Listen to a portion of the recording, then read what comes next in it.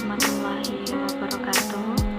Halo semuanya, kembali lagi bersama saya Gista Ayu Asriani, mahasiswi Pendidikan Guru Sekolah Dasar Fakultas Keguruan dan Ilmu Pendidikan Universitas Muria Kudus. Nah, tahu nggak sih kalian kalau di setiap desa itu pasti ada beberapa mitos yang sudah ada pada zaman dahulu yang dipercaya. Nah, di video kali ini saya akan membahas tentang mitos yang ada di Desa Longgosuco, Kecamatan Jekulo, Kabupaten Kudus. Sebelum kita membahas tentang mitos lebih lanjut, kalian tahu nggak arti mitos itu sendiri?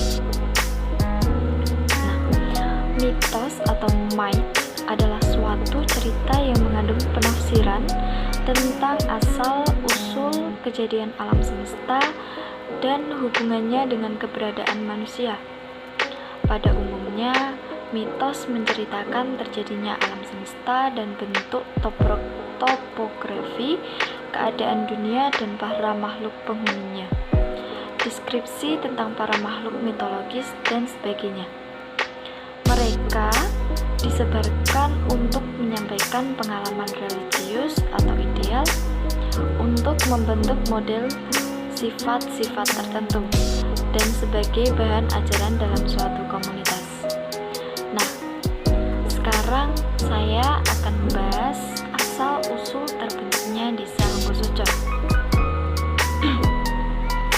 Nama Desa Longgosuco konon diambil dari nama tokoh penyebar agama Islam di desa, yaitu Mbah Honggowongso, serta Soco yang dalam arti bahasa Jawa yaitu mata, sehingga Longgosuco merupakan desa yang menjadi terang penglihatannya karena kedatangannya Mbah Honggowongso, penyebar agama Islam. Mbah Honggowongso adalah seorang ulama, tokoh penyebar Islam yang merupakan murid dari Sunan Muria. Sampai sekarang, tiap tahunnya selalu diperingati Haul Mbah Honggowongso atau memperingati wafatnya yang diselenggarakan setiap bulan Muharram. Nah, tiap haul diperingati dengan acara ziarah kubur ke makam Mbah Honggowongso di Dukuh Pandak Desa Colo, Kecamatan Dawe. Selain itu, juga diadakan pengajian dan wayang kulit di Punden Mbah Honggowongso. Punden juga merupakan rumah peninggalan Mbah Honggowongso yang sampai saat ini masih dirawat para pengurus dengan sangat baik. Oke, sekarang saatnya kita membahas tentang mitos yang ada di daerah Longgosuco. Nah, berikut adalah contoh video larangan duduk di depan pintu.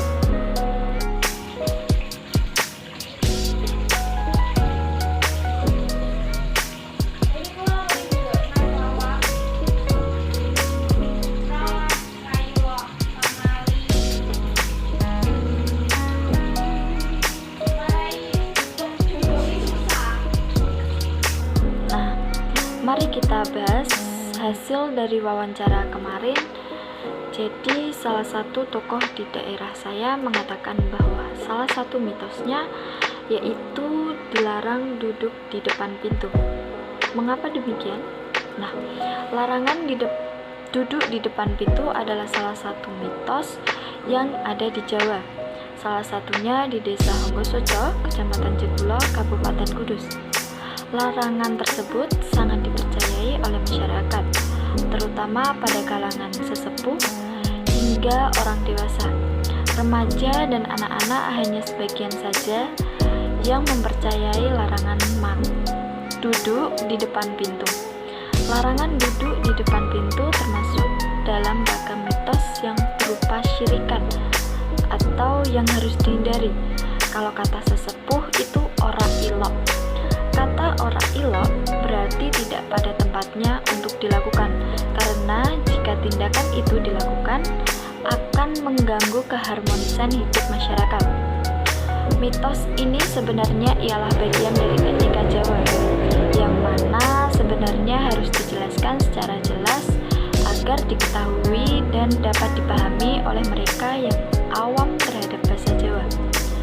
Duduk di depan pintu, dilarang duduk di depan pintu karena dikhawatirkan susah mendapatkan jodoh.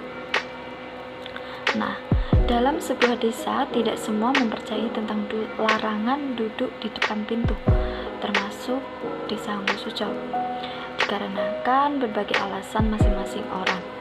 Salah satu alasan yang dilontarkan seseorang adalah karena mitos tidak masuk akal dan belum tentu kebenarannya. Ketika dipikir lebih mendalam oleh seseorang dan orang tersebut mengarahkan tidak masuk akal karena hubungan duduk dan jodoh sangatlah jauh. Nah, dalam larangan duduk di depan pintu tersebut juga mempunyai makna yang tersimpan di dalamnya. Hal itu menjadi kepercayaan masyarakat Jawa pada umumnya. Hal itu juga menunjukkan bahwa mitos dan larangan duduk di depan pintu merupakan ajaran yang dipercaya dan dijadikan pedoman oleh masyarakat Jawa. Oke, berikut merupakan mitosnya. Jadi, kesimpulan yang bisa diambil adalah dalam larangan duduk di depan pintu mempunyai makna yang tersimpan di dalamnya. Hal itu juga menjadi kepercayaan masyarakat Jawa pada umumnya. Jika dipikir secara logika, mitos ini memang cukup aneh, sebab apa hubungannya antara pintu dan jodoh?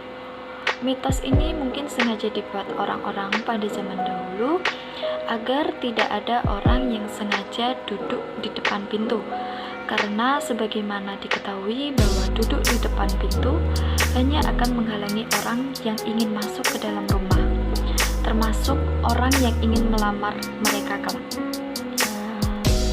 Oke, mungkin hanya itu saja yang bisa saya sampaikan, dan apabila ada salah kata dalam penyampaiannya, saya mohon maaf. Terima kasih. Wassalamualaikum warahmatullahi wabarakatuh.